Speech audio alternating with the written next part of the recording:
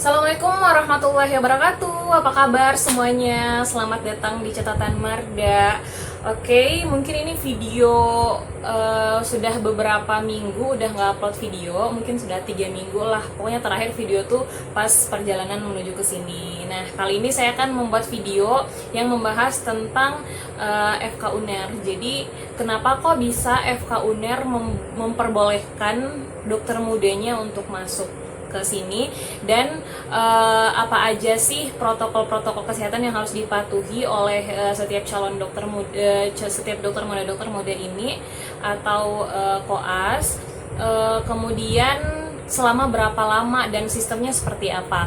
Nah, oke, jadi di sini langsung aja, nggak usah berpanjang lebar pembukaannya. Jadi di sini saya akan jelaskan. Nah, saya datang dari Sulawesi ke sini itu hanya untuk melakukan kegiatan offline.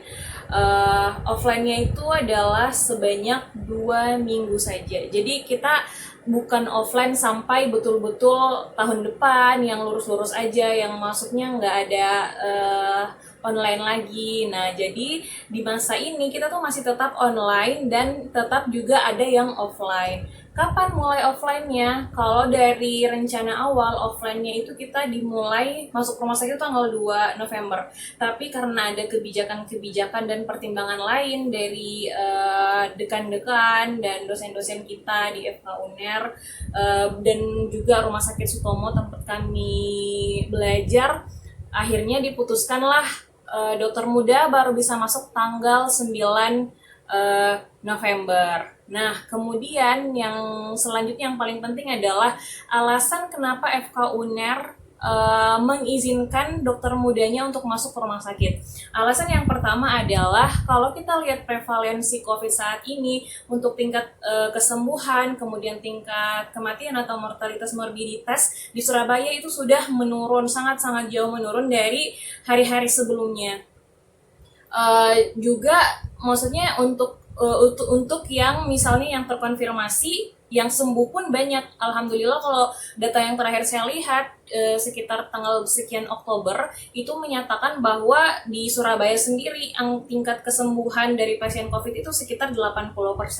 Jadi ini adalah salah satu pertimbangan kenapa mereka memasukkan DM-nya. Kemudian pertimbangan yang kedua adalah di FK UNER itu punya sistem yang berbeda untuk perkoasannya. Mungkin kalau banyak teman-teman juga mungkin yang nanya, kok FK lain gak masuk, padahal mereka ya maksudnya banyak FK lain yang sudah masuk, kenapa kok FK lain gak masuk misalnya. Karena memang untuk saat ini masih banyak FK yang masih kuliah daring, tapi banyak juga yang misalnya sudah mulai perkoasan tuh sudah banyak juga, kayak khususnya di daerah-daerah yang mungkin positif terpapar dari COVID-nya tuh tidak terlalu banyak, tidak terlalu besar dari kota-kota besar. Nah, FK UNER sendiri itu punya sistem sendiri untuk perkoasannya. Jadi di FK UNER itu ada pada saat kita masuk koas itu ada yudisium tentunya. Nah, setelah kita yudisium dan lulus masuk ke koas, itu di FK UNER ada 2 jenjang perkoasan. Jadi koas pertama atau dokter muda pertama, kemudian dokter muda kedua. Dokter muda pertama itu tentunya mereka harus menyelesaikan beberapa stase yang sudah ditetapkan di tahun pertama itu. Jadi dokter muda pertama ya di tahun pertama. Kemudian dokter muda kedua ya dia sudah melewati dokter muda 1, baru masuk ke jenjang dokter muda 2. Nah, dokter muda 1 itu stasenya apa aja? Dokter muda pertama itu stasenya itu adalah IPD, ilmu penyakit dalam, kemudian ilmu kesehatan anak, kulit, kemudian forensik, radiologi, farmasi, psikiatri, kemudian neuro. Insya Allah ada 8 ya, semoga nggak ada yang skip. Pokoknya ada 8. Nah, setelah kita sudah melewati 8 stase ini, barulah kita akan yudisium lagi. Apabila yudisium itu kita dinyatakan sudah lulus dalam semua stase ini, di 8 stase di DM1 ini, baru kita bisa masuk melanjutkan di DM2. Namun, apabila kita dalam 8 stase ini ternyata ada salah satu dari sini yang kita tidak lulus misalnya atau tidak tuntas, maka kita harus balik lagi ke salah satu stase itu, baru yudisium kembali, kemudian dinyatakan lulus, baru masuk ke DM2. Nah, Untuk siklusnya sendiri itu dimulai dari Februari sampai Februari kembali. Misalnya kayak masuk masuk awal DM itu dokter muda itu pokoknya sekitar Februari sampai Februari kembali lah di tahun depannya. Nah, karena ini sudah mau Februari kembali, makanya karena akan diadakan yudisium, FK Unir tuh tidak ingin khususnya di DM1 itu tidak melihat pasien sama sekali. Itu sangat-sangat tidak diperbolehkan di FK Unir. Jadi kayak mereka tuh harus si dokter muda ini tuh harus melihat pasien baru bisa lulus gitu. Itu adalah sebuah syarat dari departemen-departemen yang ada di FK Unir. Kita nggak bisa jadi dokter kalau hanya sekedar daring saja. Jadi sekalipun kita misalnya ujian daring lulus tapi kita belum lihat pasien, dalam yudisium itu kita dinyatakan belum tuntas karena belum melihat pasien. Jadi benar-benar dalam 2 minggu ini kita diberi kesempatan untuk memutari semua stase yang sudah kita putari selama daring ini ya. Jadi misalnya kita kan kuliah online juga nih. Kuliah online-nya misalnya kita sudah melewati semua stase. Nah, semua stase itu nanti kita akan offline kan, atau kita akan masuk ke stase-stase itu selama masing-masing 1 hari, ada yang 2 hari, ada juga yang 4 hari. Jadi misalnya ya memang kalau mau dibilang efektif atau tidak, ya tentunya tidak lebih efektif ya daripada hari-hari sebelumnya, tapi jauh lebih baiklah setidaknya kita punya pengalaman untuk melihat pasien di rumah sakit dibandingkan tidak sama sekali seperti itu. Nah, untuk DM2 sendiri stasenya apa aja ya? Stase dari yang terlepas dari yang sudah saya sebutkan tadi di DM1 yang yaitu ada bedah, objin, anestesi, kemudian ada IKM, kemudian ada stase-stase mata, THT, apalagi ya, pokoknya stase-stase lain lah di situ di DM2. Nah, setelah DM2, yudisium lagi, yudisium lulus, barulah kita bisa kompre. Setelah kompre, baru kita UKM PPD. Kalau lulus kompre, baru UKM PPD. Kalau nggak lulus kompre juga, kita nggak bisa masuk UKM PPD. Ya. Dari pihak FK Unir sendiri nggak memperbolehkan seperti itu jadi sistemnya. Nah, di FK lain itu sistemnya berbeda-beda teman-teman. Jadi ada memang FK yang dia tuh tidak pakai jenjang perkoasannya. Jadi ya udah DM1, DM2 atau tahun pertama, tahun kedua tuh sama saja. Jadi tidak ada permasalahan. Jadi walaupun mereka tetap jalan, mereka tuh tidak ada tanggung jawab untuk yudisium gitu loh. Di pertengahan stase itu tidak ada tanggung jawab. Sementara kalau di FK Unir, karena di DM1 dia harus yudisium, kalau dia nggak yudisium dia nggak bisa masuk atau maju ke jenjang selanjutnya. Jadi ini yang dikejar sama FK Unir adalah yudisium ini begitu. Bagaimana sih supaya dokter muda ini, khususnya di dokter muda 1 ini, mereka tuh bisa yudisium tanpa lulus, kemudian bisa lanjut ke DM2. Oke, mungkin itulah ya kemudian alasannya. Kemudian dari rumah sakit sendiri, kita itu benar-benar agak strict ya untuk masuk ke rumah sakit. Benar-benar sistemnya itu sangat-sangat ketat. Yang pertama adalah dari jadwal. Untuk yang melakukan offline ini tentunya semua mahasiswa koas ya, dan gelombangnya tuh ada banyak. Jadi persyaratan dari kalau nggak salah tuh dari provinsi membolehkan dokter muda masuk ke rumah sakit itu sekitar 80 atau 70 sekian anak. Jadi tidak boleh lebih dari itu. Nah, untuk mengakali itu FK Unir tuh membagi kloter-kloter atau gelombang-gelombang untuk masuk. Nah, tanggal 9 nanti itu adalah gelombang pertama yang masuk di perkoasaan. Selama 2 minggu tentunya, tanggal 9 sampai tanggal 20, kemudian gelombang selanjutnya sampai nanti insya Allah kalau bukan Februari sampai Januari. Pokoknya gelombang ini itu akan selesai kalau nggak salah sampai Februari atau Januari karena kita ada 7 gelombang. Nah, 7 gelombang ini dari mana? Dari angka yang sudah ditetapkan dari pemerintah daerah sini. Jadi tidak boleh lewat dari 80 orang yang masuk ke rumah sakit. Jadi di rumah sakit itu tidak maksudnya kita tidak semuanya dokter muda dari DM1 DM2 tuh masuk. Kalau misalnya semuanya itu mereka jumlahnya kurang lebih 400-an lebih. Tapi kalau dibagi-bagi seperti itu dalam 1 minggu dalam 2 minggu hanya ada 80 atau 78, ya tentunya waktunya akan cukup lama ya. Nah, siapa saja yang masuk di gelombang pertama? Yang masuk di gelombang pertama adalah diutamakan mereka yang tinggal di domisili Surabaya sendiri. Nah, tapi kenapa kok saya bisa masuk gelombang pertama? Karena saya memang sengaja datang lebih awal supaya bisa masuk di gelombang pertama. Seperti itu.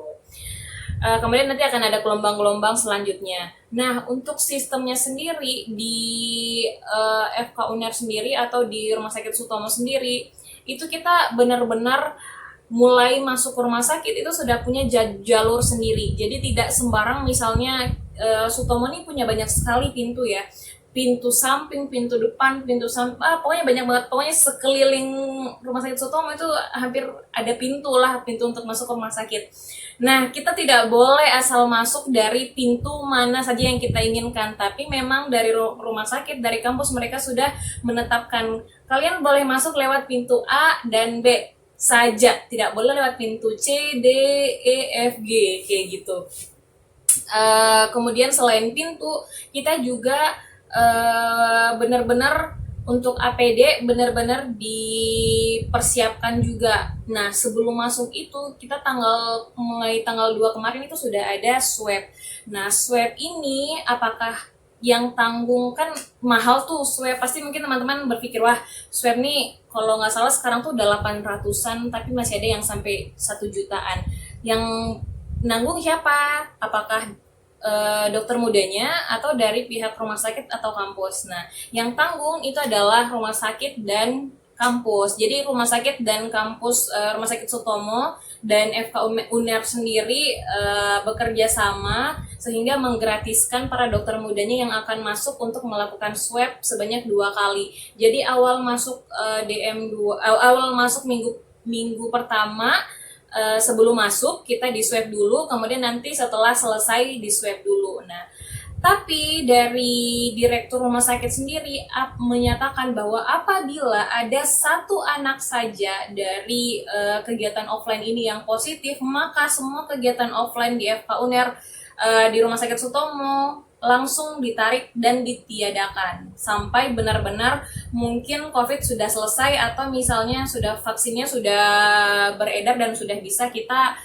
gunakan gitu. Makanya benar-benar kalau dalam putaran gelombang pertama ini ada yang positif, 1 saja positif setelah menjalankan atau dalam perjalanan offline, langsung dihentikan offline-nya. Jadi benar-benar kita nggak tahu ke depannya akan seperti apa ya.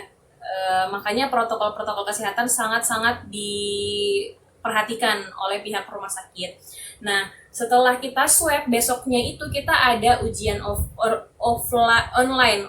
online pretest. Nah, pretest ini terkait bagaimana pengetahuan kita tentang keselamatan diri ya di dalam rumah sakit. Jadi soal-soalnya ada, kita diberikan waktu sekian menit untuk menyelesaikan 10 soal. Kalau misalnya ada yang tidak lulus, itu akan ujian langsung tatap muka sama dokternya. Nah, kalau lulus ya lanjut ke tahap selanjutnya. Nah, besoknya kita ada pertemuan. Hari Kamis kemarin itu ada pertemuan kayak pelatihan, kalau pradik ya, kita namanya pradik. Jadi di situ tuh kita dilatih untuk bagaimana cara menggunakan APD, bagaimana nanti kondisi di rumah sakit seperti apa. Karena tentunya kondisi di rumah sakit itu sudah sangat berbeda dari pertama kita sampai saat ini gitu. Jadi benar-benar di situ tuh hari Kamis itu tanggal 5 itu benar-benar kita dilatih di sana dan ada ujiannya. Sebelum masuk di tahap itu, sebelum masuk pelatihan skill, kita tuh ada post-test lagi. Nah, post-test itu soalnya sama dengan pretest kemarin. Kita di sini diuji benar-benar walaupun misalnya kemarin sih sebenarnya pas sebelum pretest itu setelah pretest kita langsung dikasih materi-materi yang harus kita pelajari untuk persiapan masuk ke rumah sakit. Nah, setelah kita pelajari semua dan beberapa video terkait APD dan lain sebagainya, protokol-protokol yang ada di rumah sakit. Besoknya kita dikasih post test nih dari materi-materi yang sudah kita pelajari semalam. Nah, post test ini juga kita harus lulus. Kalau misalnya kita nggak lulus, kita nggak bisa lanjut ke pradik ini. Kita nggak bisa ikutin pelatihan skill. Nah, seperti itu. Nah, setelah pelatihan skill, barulah kita di sini diajarkan benar-benar bagaimana menggunakan APD, bagaimana melepaskan APD, APD level berapa yang kita gunakan di setiap stase-stase, kemudian bagaimana caranya untuk etika selama di rumah sakit dan lain sebagainya, itu semua diajarkan di sana. Dan kemarin juga sempat saya video, nanti mungkin kita akan upload di next video. Mungkin ini akan menjadi video pertama dulu, kemudian ada episode selanjutnya nanti. Pokoknya itu sih yang terjadi ya selama itu. Nah, setelah 2 minggu itu kita juga tetap masih offline, pokoknya sampai yudisium itu ya masih online lah, maksudku masih belajar daring. Nah, berapa jam sih kita diperbolehkan di rumah sakit? Di rumah sakit setiap dokter muda hanya diperbolehkan maksimal 3 jam dan minimal 2 jam lah. Jadi mungkin kita akan masuk jam 8 sampai jam 8, 9, 10, pokoknya sampai jam 11-an lah baru balik dari rumah sakit. Setelah itu sudah tidak ada kegiatan di rumah sakit. Dan di rumah sakit itu kita tidak diperbolehkan untuk makan di sana, kita tidak diperbolehkan untuk singgah di kantin. Pokoknya kita nggak boleh singgah-singgah lah, nggak boleh belanja di kantin dan lain sebagainya. Jadi kayak benar-benar banyak sekali yang kita perlu perhatikan sebelum masuk rumah sakit. Dan untuk APD-nya sendiri itu kita diberi warna kuning. Kenapa warna kuning? Supaya para PPDS dan lain-lain tuh tahu bahwa yang lagi jalan di rumah sakit itu dokter muda. Kalau misalnya mereka tidak mematuhi misalnya social distancing, ya silahkan ditegur kayak gitu. Tapi memang ada beberapa sih yang beli warna lain karena memang kebijakan ini baru dibuat dekat-dekat ini. Gitu teman-teman informasinya. Jadi kalau misalnya kalian tanya kenapa FK lain tidak melakukan offline, yang pertama karena kurikulumnya tentunya tidak semuanya berbeda, tidak semuanya sama. Yang kedua mungkin tingkat dari prevalensi COVID juga tidak semuanya sama seperti itu. Dan tentunya yang ketiga adalah kebijakan, kembali lagi dari kebijakan setiap universitas. Kemudian kalau misalnya kalian bertanya berapa lama kita offline kita hanya sekitar 2 minggu saja. Setelah itu online kembali sampai akhirnya yudisium dan sampai akhirnya kita bisa masuk ke rumah sakit secara penuh kalau misalnya sudah ada vaksin. Kemudian yang ketiga, apakah biaya yang kita keluarkan selama di rumah sakit ini semuanya ditanggung sama diri kita sendiri? Alhamdulillah tidak, karena pihak rumah sakit dan kampus tentunya sudah bekerja sama untuk swab tadi, seperti yang saya bilang. Alhamdulillah swab kita selama 2 kali digratiskan sama kampus dari rumah sakit. Kemudian yang kedua kita juga diberikan N95, masker N95 dan masker bedah secara gratis, walaupun memang jumlahnya tidak banyak ya, atau jumlahnya terbatas. Selain itu kita disediakan sama pihak kampus dan kita bisa membeli APD itu di kampus itu sendiri. Itu aja sih mungkin informasi dari saya, semoga bermanfaat atau mungkin bisa menjadi referensi buat teman-teman di FK-nya mungkin mau mengajukan untuk offline, silahkan. Tentunya dipertimbangkan lagi ya dari kurikulumnya. Oke, itu saja dari saya. Mohon maaf apabila ada salah kata. Thank you for watching. Jangan lupa like, comment, dan subscribe. Bye-bye. Assalamualaikum warahmatullahi wabarakatuh.